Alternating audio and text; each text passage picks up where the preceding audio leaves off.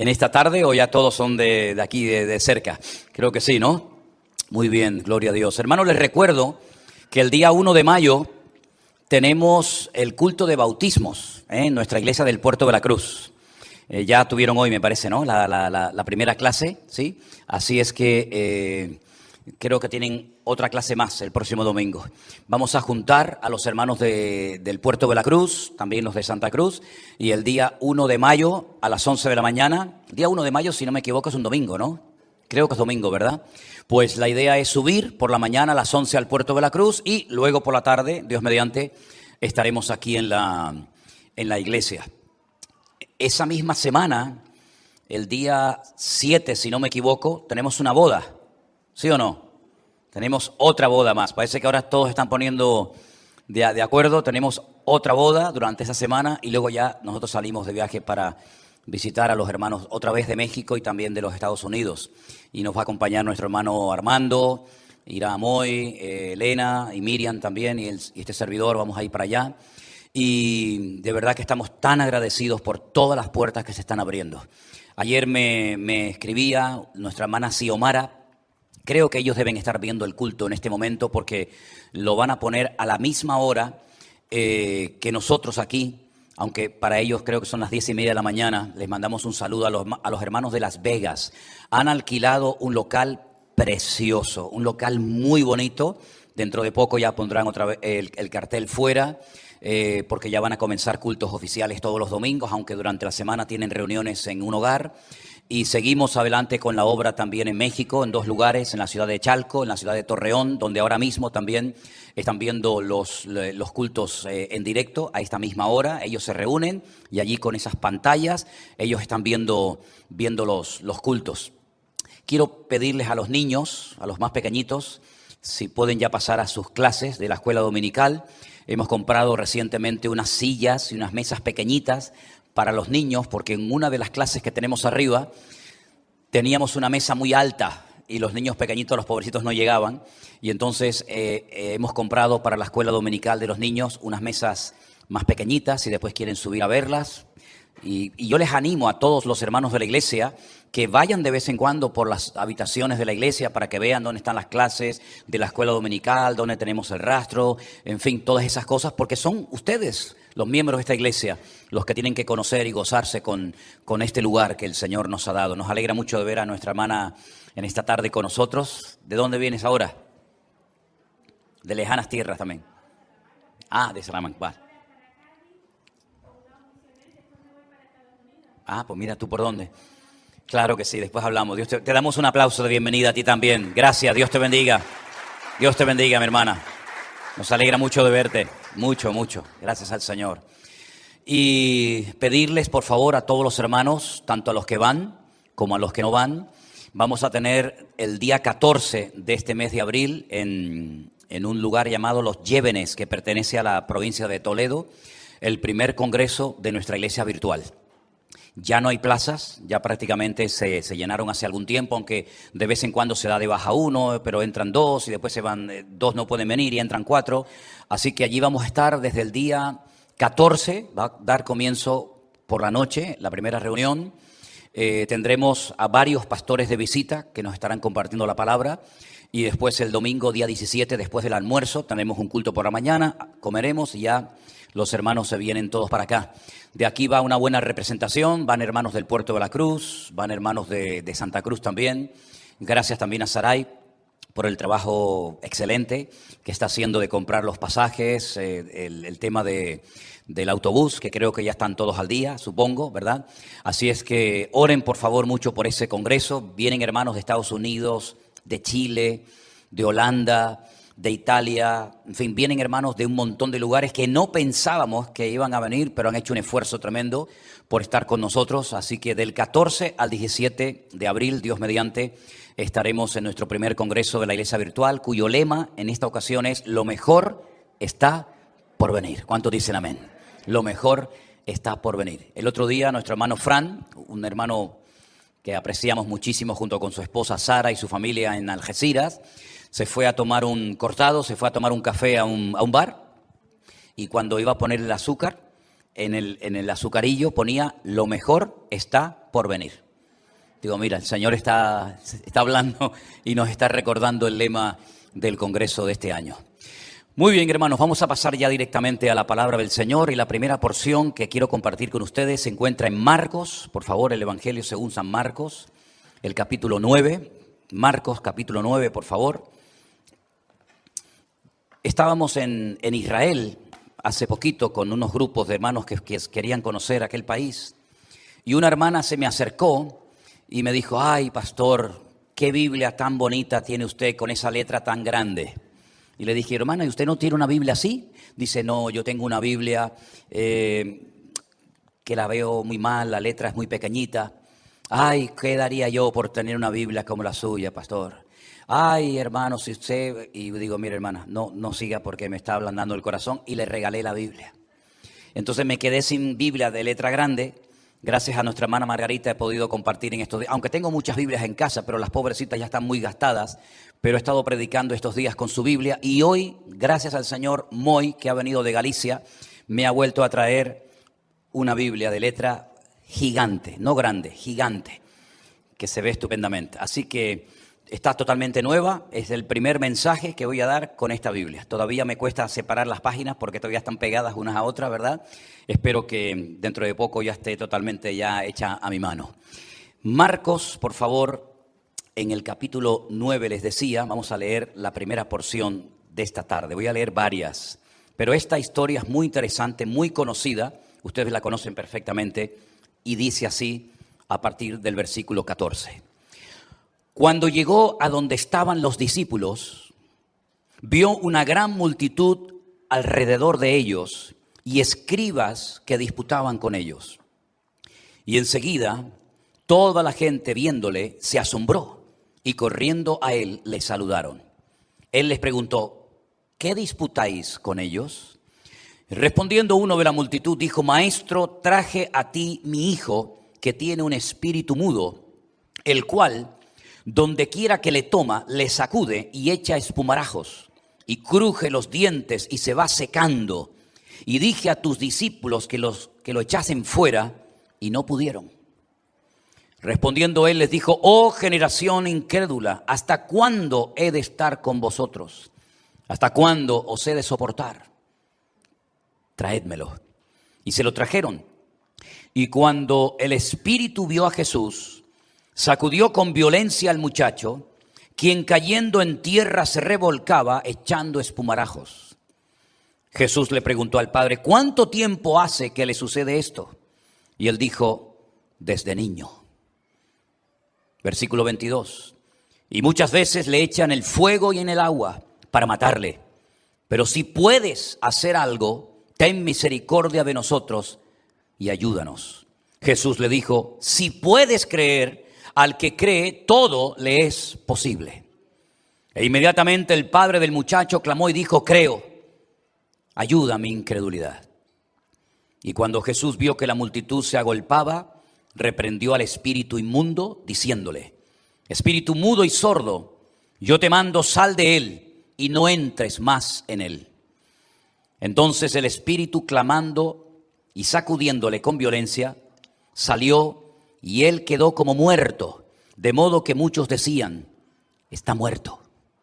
Pero Jesús, tomándole de la mano, le enderezó y le levantó. Cuando él entró en la casa, sus discípulos le preguntaron aparte, ¿por qué nosotros no pudimos echarle fuera? Él les dijo, este género con nada puede salir, sino con oración y ayuno. ¿Cuántos dicen amén?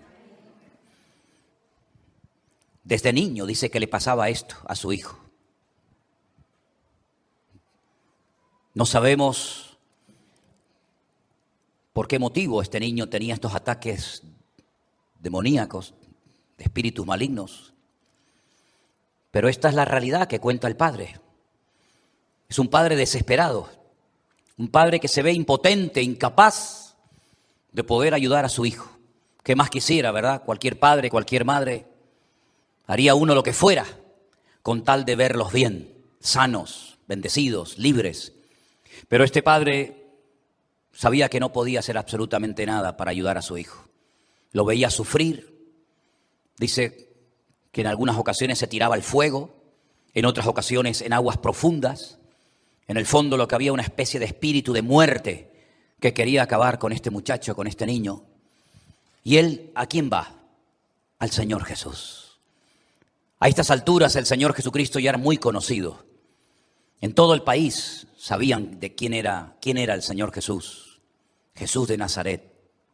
Aquel que hacía milagros, señales y prodigios en las vidas de la gente. Y también seguramente el Padre habría oído de personas con espíritus malignos que iban donde estaba el Maestro y el Señor los liberaba. Pero se llevó una desilusión cuando llega al lugar donde supuestamente estaba el Señor y resulta que no estaba. Se había marchado la noche anterior a la montaña a orar y se había llevado a 3 de sus más íntimos discípulos, Pedro, Jacobo y Juan. Hay un monte en Israel muy bonito que se llama el Monte Tabor, donde cuenta la tradición que puede ser que en ese monte el Señor estuviera toda la noche orando. Y fue cuando se transfiguró, ¿se acuerdan? Delante de sus discípulos y se le presentó Moisés y Elías. Y Pedro dijo aquello de: Señor, vamos a quedarnos aquí, hagamos unas casitas, hagamos unas enramadas, ¿verdad? Pero al final tuvieron que bajar al valle. Cuando bajan al valle se encuentran a una multitud de personas esperándolo, ¿verdad? Como siempre era habitual. Pero en medio de la multitud se levanta este hombre desesperado y le cuenta el problema por el cual ha venido a verlo. Y viendo que el Señor Jesucristo no estaba, le pidió a sus discípulos que supuestamente podían haberle ayudado o debían de haberle ayudado, porque ya ellos sabían cómo se tenía que tratar con una persona así. Ellos no eran neófitos en esto, ya habían visto muchas sanidades, muchos milagros, ya habían visto expulsiones de demonios de las personas. Por lo tanto, ellos ya tenían que estar preparados y lo suficientemente capacitados como para ayudar a este pobre hombre sin necesidad de que estuviera presente el Señor Jesucristo. Pero la realidad es que no pudieron. No pudieron. Y este hombre que vino con una expectativa, con una ilusión tremenda de ver por fin a su hijo libre de este demonio, resulta que no solamente sigue el problema en el hijo, sino que se nota que ha menguado su fe. Cuando desciende el Señor y él se atreve a hablar con él, le dice: si puedes hacer algo. ¿Con quién estás hablando? Si puedes hacer algo por nosotros, ayúdanos. Y el Señor le contesta: si puedes creer, al que cree, todo le es posible. ¿Cuántos dicen amén? Esto no es cuestión si yo puedo o no ayudar a tu hijo. Esto no es cuestión mía, es cuestión tuya. Él es el Dios todopoderoso. No hay nada que limite a Dios, absolutamente nada. Pero hay momentos y lugares donde cuenta la Escritura que el Señor Jesucristo fue y no pudo hacer milagros. No porque estaba desanimado, no porque los problemas eran tan grandes que Él dijo: bueno, con esto yo no puedo. Porque en el ministerio, en la vida del Señor Jesucristo vemos milagros de toda índole, de todo tipo. ¿Para qué? Para que nos demos cuenta y se nos quede bien claro que no hay nada que el Señor no pueda hacer. Incluso levantó un hombre que hacía 4 días que había muerto, lo cual humanamente hablando es un imposible, pero lo hizo. Y sanaba a personas que llevaban toda la vida enfermos, como después veremos otra historia. Así que esto no es cuestión de si yo puedo o no. Esto es cuestión de si tú puedes creer. Porque repito, al que cree, todo le es posible. Todas las personas tienen fe, todas. Hay una fe que yo llamo fe natural. ¿A qué me refiero cuando hablo de fe natural? Pues mira, cuando te subes a un avión, ¿le preguntas al piloto si durmió bien la noche anterior? ¿Le pides que por favor te enseñe su licencia para poder pilotar aviones? A veces ni siquiera los vemos. Y el otro día volando en un avión, cuando veo salir al comandante que va al baño, yo dije: ay, Señor. Dice: no, hay otro dentro. Digo: ah, menos mal. Nos subimos al avión sin miedo. Bueno, más o menos, ¿no? Pero no le hacemos 20,000 preguntas. ¿Usted es cristiano? ¿Usted lee la Biblia? No, a lo mejor es un mundano, un inconverso, una persona, una atea. Pero te subes en el avión. Eso es fe natural. Y cuando te montas en un ascensor, aunque hoy vino alguien a comer a mi casa y le patinó la fe natural, porque subió por la escalera, le dio miedo subir y bajar por el ascensor. Imagínense que yo toda mi vida he vivido, ahora no, pero durante toda mi vida yo he vivido del piso 15 para arriba. Imagínense si tuviera miedo a los ascensores. Tendría una musculatura y una fortaleza física espectacular, ¿no? De baja, sube, baja, ¿no? Tenemos fe que nos vamos a montar un ascensor y no se va a caer. La madre de mi padre un día abrió el ascensor y cuando se metió se cayó y no se mató de milagro. Pero nos montamos en un ascensor, ¿verdad? O cogemos un taxi, o vamos por la calle y no estamos mirando hacia arriba a ver si nos va a caer un meteorito, nos va a caer una maceta o nos va a caer algo en la cabeza. Hay una fe natural que todos tenemos. Todos tenemos esa fe natural. Pero luego la Biblia nos habla de una fe espiritual, que es la que el Señor demanda de todos y de cada uno de nosotros para poder ver cambios espirituales en nuestras vidas. Porque la vida no solamente consiste en tener un buen trabajo, en pagar las deudas, en marcharte de vacaciones de vez en cuando, comprarte buena ropa. No, la vida es mucho más que todo eso. Y en este caso, este padre no viene al Señor Jesucristo pidiéndole un milagro económico. No viene ni siquiera pidiendo por él, sino vino pidiendo por su hijo.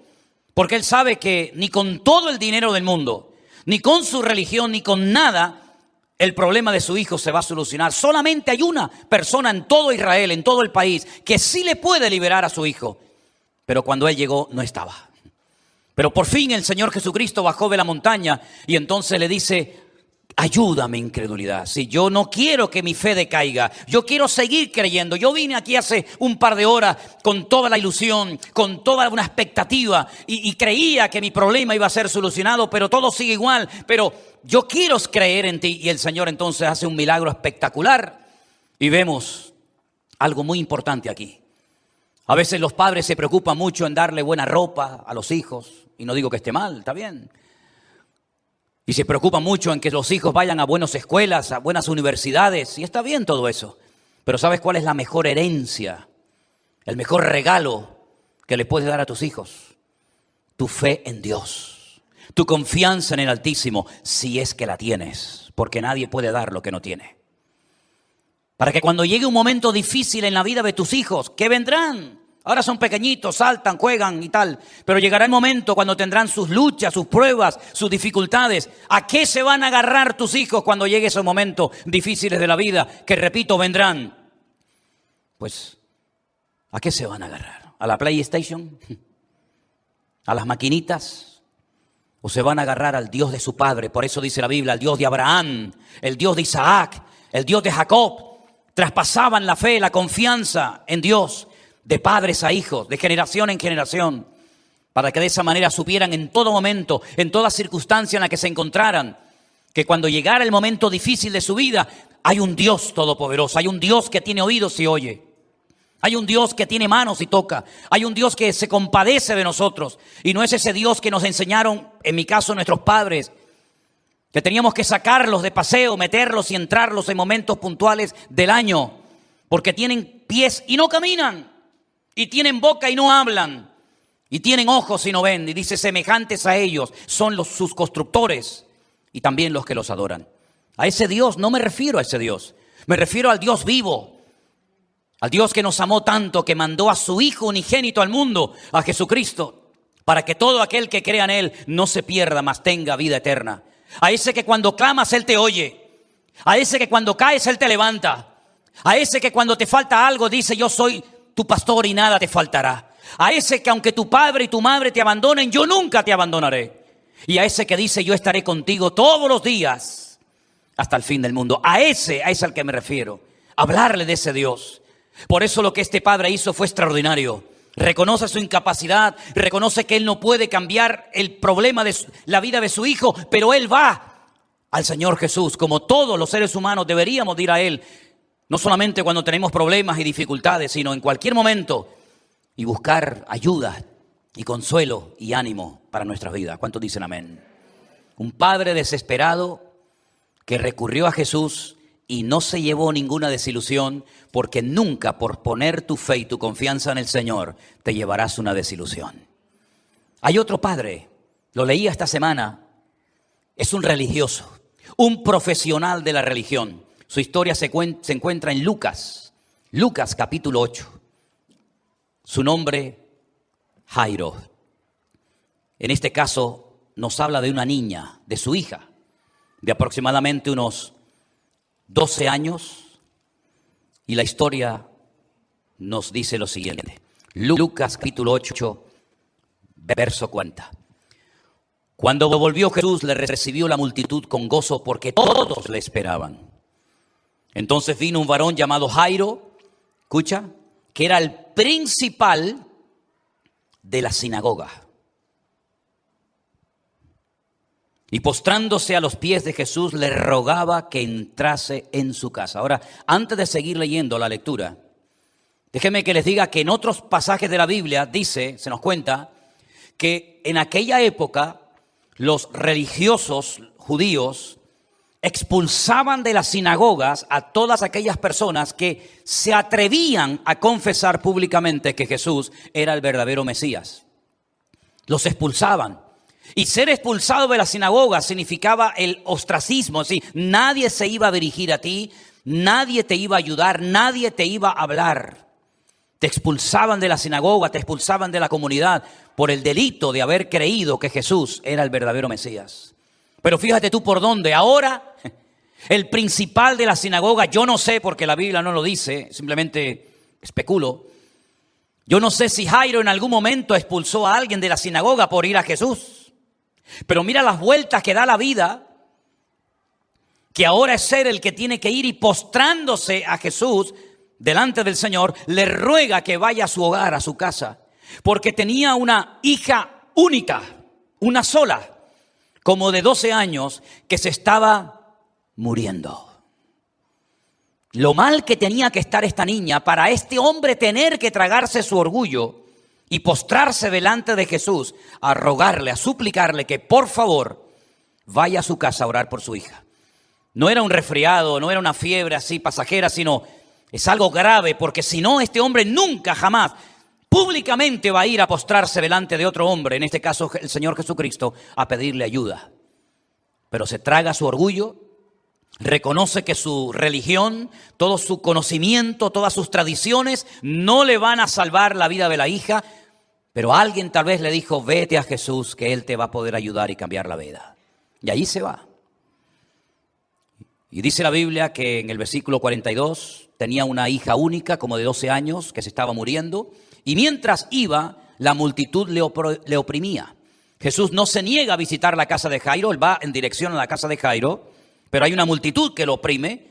Y entonces ahora entra en escena otra persona. No tiene nada que ver con la niña, no tiene nada que ver con Jairo, sino es otra persona de la multitud, en este caso una mujer que dice que padecía de flujo de sangre desde hacía 12 años. Y que había gastado en médicos todo cuanto tenía y por ninguno había podido ser curada. Se le acercó por detrás, ahí callada, que nadie se entere, que nadie se dé cuenta. Total, voy a pasar desapercibida, nadie se va a enterar de mi problema. Voy a tocar a Jesús por detrás y aquí no ha pasado nada.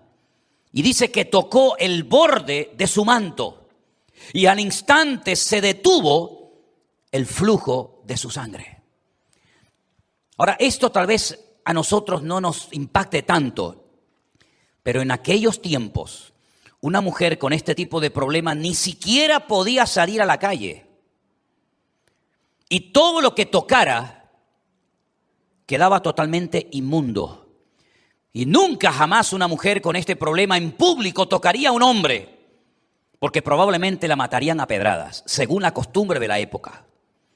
Así que ella va calladita, sin llamar la atención, por atrás, por la espalda, toca el borde del manto de la vestidura y para sorpresa suya, al instante, dice la Biblia, se detuvo el flujo de sangre. Pero Jesús se dio cuenta. Pedro no se dio cuenta, ni Santiago, ni Juan, ni Tomás, ni la multitud, pero Jesús se dio cuenta. Y entonces Jesús dice, ¿quién me ha tocado? Y negando todos, Pedro y los que con él estaban le dijeron, maestro, la multitud te aprieta, te oprime y dices, ¿quién me ha tocado? ¿No has estado alguna vez en alguna, no sé, en alguna calle muy concurrida, en alguna manifestación, en una calle estrecha y todo el mundo ahí oprimiéndote o en la guagua o en cualquier lugar? Es una pregunta un tanto fuera de sí, una pregunta ridícula. ¿Cómo que quién te ha tocado? Te está todo el mundo oprimiendo, no te deja ni caminar. Pero él dice, alguien me ha tocado. porque yo he conocido que ha salido poder de mí. Entonces, cuando la mujer vio que no había quedado oculta, vino temblando, por lo que les acabo de decir. Quedó descubierta, no pasó desapercibida. Temblando, postrándose a sus pies, le declaró delante de todo el pueblo por qué causa la había tocado y cómo al instante había sido sanada. Y él le dijo: hija, tu fe te ha salvado. Ve en paz. ¿Cuántos dicen amén? Este es nuestro Dios. Este es nuestro Dios. Podía haber dicho: ¿cómo se te ha ocurrido tocarme con lo que llevas? Me has dejado inmundo. Pero ¿quién puede dejar inmundo al Santo de los Santos? ¿Quién puede contaminar al Rey de Reyes y al Señor de los Señores? No le recrimina absolutamente nada, sino que la felicita públicamente por su fe y le dice: ha sido tu fe la que te ha salvado. Todos le oprimían, pero ella le tocó con fe. Estaba aún hablando cuando vino uno de la casa del principal de la sinagoga a decirle: tu hija ha muerto, no molestes más al maestro. Estaba mala la niña, estaba bien enferma, porque en cuestión de minutos pasó de estar grave a estar muerta. Y entonces el que viene a traerle el aviso le dice: ya no hay nada que hacer, es demasiado tarde. No molestes más al maestro. Yo no sé si esto lo dijo con ironía: no molestes más al maestro, como diciendo: no insistas porque no te va a ayudar. No sé exactamente con qué sentido dijo esta frase de no molestes más al maestro. Pero le cayó como un jarro de agua fría la noticia a Jairo. Imagínate poder llevarte a Jesús a la casa. Miles de personas darían lo que fuera por poder hablar con él, por poder llevarlo a la casa, y nunca tuvieron ese privilegio. Y ahora que yo lo he podido ver y hablar con él y presentarle mi problema y mi hija, y que él ha cedido a venir a mi casa y a echarme una mano, ahora resulta que me llegan y me dicen que mi hija acaba de morir. Me imagino que Jairo se habrá quedado destruido, como muchos hoy en día están destruidos, desanimados, sin ganas, tristes, deprimidos, porque no le encuentran sentido a la vida. Lo ven todo negro, lo ven todo tan complicado, que de los últimos años ahora la cantidad de gente en España que se ha quitado la vida es incontable, es increíble. La cantidad de gente joven que ha decidido en los últimos años aquí en España quitarse la vida ha sido algo tremendo. La gente está desilusionada, vacía, confundida, y es como si te dijeran: Dios no te va a ayudar, no molestes a Dios. Dios está demasiado ocupado en otras cosas, no en tu problema, no en tu depresión, no en tu enfermedad, no en tu situación familiar. Pero ¿qué le dice el Señor? No temas, tranquilo, no te preocupes. Cree solamente y será salva. ¿Cuántos dicen amén? Aleluya. Lo mismo que le dijo al otro padre, lo mismo.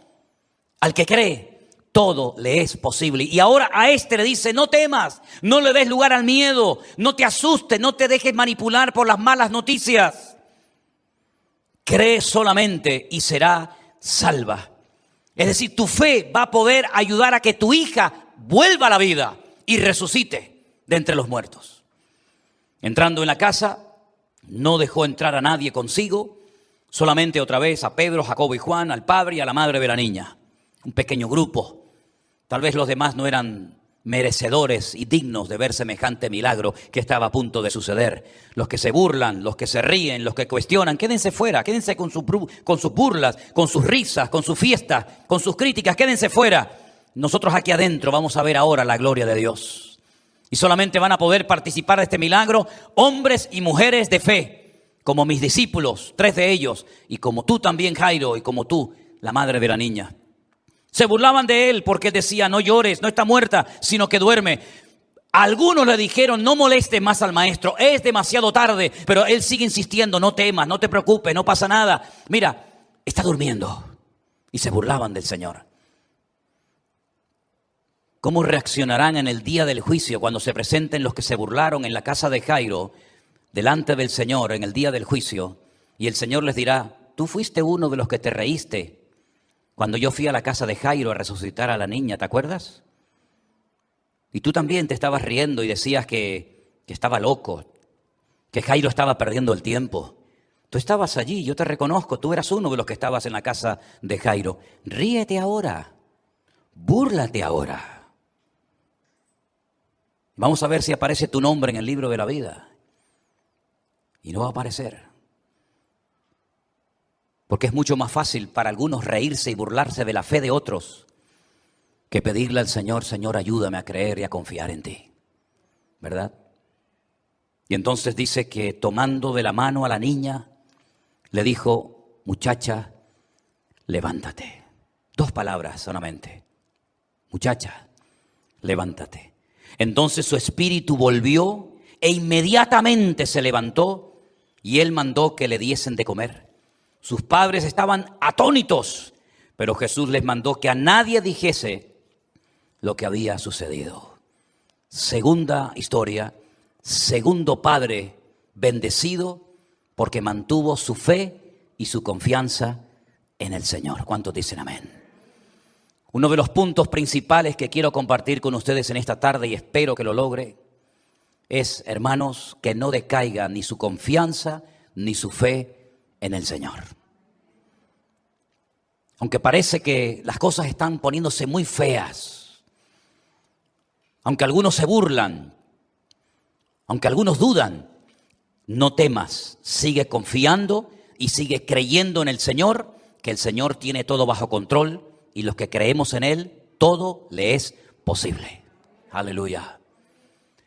Y la tercera historia que la he leído miles de veces y siempre me ha llamado poderosamente la atención, es de otro hombre.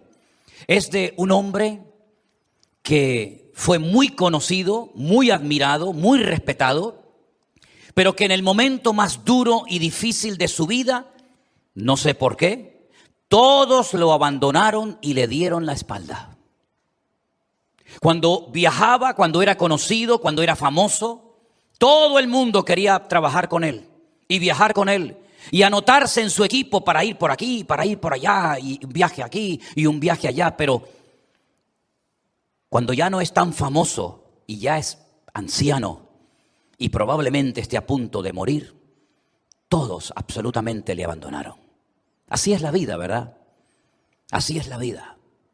Alguien dijo, cuando estás en una cárcel o en un hospital, es cuando verdaderamente sabes quiénes eran tus amigos. Y eso fue lo que le pasó a nuestro hermano Saulo de Tarso, más conocido como el apóstol Pablo. En 2 de Timoteo, la última carta que escribe en esta vida, en el capítulo 4, a partir del verso 6, dice, 2 de Timoteo, capítulo 4, versículo 6. Yo ya estoy para ser sacrificado y el tiempo de mi partida está cercano. He peleado la buena batalla, he acabado la carrera, he guardado la fe. Por lo demás, me está guardada la corona de justicia, la cual me dará el Señor, juez justo en aquel día, y no solo a mí, sino también a todos los que aman su venida. Le está escribiendo a Timoteo, aquel joven pastor que viajó con él durante años, que lo dejó al frente de la iglesia de Éfeso, y le dice, procura venir pronto a verme, porque te acabo de decir que dentro de poco tiempo me van a decapitar, me van a sacrificar, así que ven pronto. Porque Demas me ha desamparado, amando a este mundo. Se ha ido a Tesalónica, Crescente se fue a Galacia y Tito a Dalmacia. Solo Lucas está conmigo. Toma a Marcos y tráele contigo porque me es útil para el ministerio. A Tíquico lo envié a Éfeso. Trae cuando vengas el capote que dejé en Troas, en casa de Carpo, y los libros, mayormente los pergaminos. Un hombre que está a punto de morir y todavía pide que le traigan libros para leer y estudiar. Qué ejemplo tan grande, ¿verdad? Qué maravilloso. Alejandro el calderero me ha causado muchos males. El Señor le pague conforme a sus hechos. Guárdate tú también de él, pues en gran manera se ha opuesto a mis palabras. Escucha esto. En mi primera defensa, ninguno estuvo a mi lado, sino que todos me desampararon. No les sea tomado en cuenta. Si os habéis dado cuenta, ha mencionado personas como Alejandro, Crescente, Demas, personas que durante años viajaron con él codo con codo. Era un privilegio trabajar para Pablo, para el Señor a través de Pablo, ¿verdad? Era un privilegio viajar con semejante hombre de Dios. ¿Cuánto se podía aprender? No solamente cuando él predicaba en alguna sinagoga o en alguna casa, sino en esos largos viajes, ¿verdad? Cuántas preguntas se le podían hacer, cuántas respuestas interesantísimas. Un hombre que había estado en la misma presencia de Dios, decía él, si en el cuerpo o fuera del cuerpo, no lo sé. Donde oyó y vio cosas inefables, que ni siquiera el Señor le permitió expresarlas y escribirlas y compartirlas con nadie. ¿Te imaginas lo que era estar en una cárcel con Pablo, viajar en un barco con Pablo, estar horas caminando por aquellos caminos, por aquellas vías romanas, con el apóstol Pablo haciéndole preguntas sobre el rapto, la segunda venida de la iglesia, el anticristo y tantas cosas? Tenía que ser una gozada increíble estar al lado de un hombre que sabía tanto de la Biblia. Fíjate que hasta Pedro, que fue un discípulo de Cristo, cuando escribe una carta dice, hablando de Pablo, nuestro hermano Pablo, al cual el Señor le ha dado una gran sabiduría. Reconoce la sabiduría que Dios le dio a Pablo. Y dice que escribe cosas difíciles de entender, las cuales los indoctos tuercen para su perdición. Qué alto concepto tenía Pedro de Pablo, ¿verdad? Nombre de Dios, un gozo viajar con él. Un hombre que llevaba su cuerpo lleno de cicatrices, de arriba abajo, por la causa del evangelio. Un hombre que había abierto iglesia, había llevado el evangelio por todas partes. Un hombre que había sido apedreado, había peleado con fieras en un circo romano en Éfeso. Un hombre que había padecido un naufragio, un hombre que un día le picó una víbora y no se murió.